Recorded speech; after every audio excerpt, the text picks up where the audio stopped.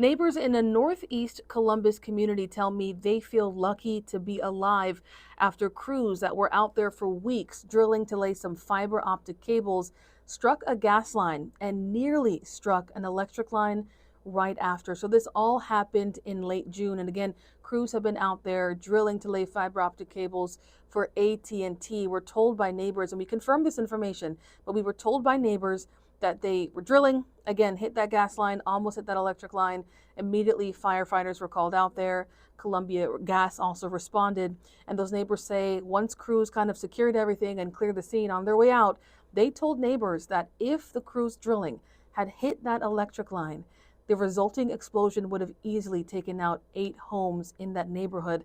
This happened about 5:30 in the evening, so people were home eating dinner with their families at the time of this incident. So people obviously very shaken up, and they wanted to know how could this have happened. So they called 10 Investigates, and we did some digging. And so I wanted to first understand who was the crew behind this work. So we looked into city records, and what we found was that AT&T filed an application for a permit to do that work in that community. There was a second company on that application to the city. It's called Sunrise Telecom. They're a business that's headquartered in Missouri, but they have offices all across the country, including several here in Ohio. And the address connected to the permit that was filed with the city is their address that's listed in Pataskala. Their office in Pataskala was on that permit application. I then did some further digging, and what I found was that AT&T actually was cited for that specific work site because the city says their permit application wasn't even filled out properly.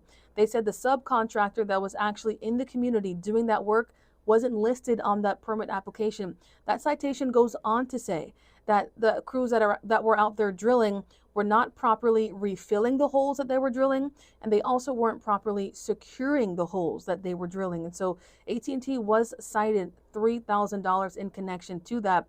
We then reached out to AT&T for comment to see what they had to say about this.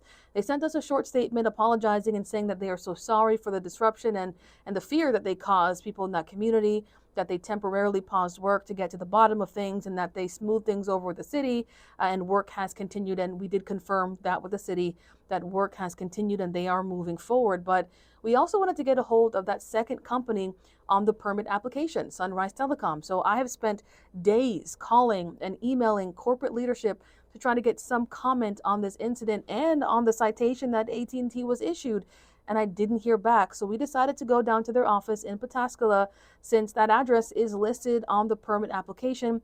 We arrived, we spoke to staff. They told me they did not know what we were talking about and ultimately asked us to leave.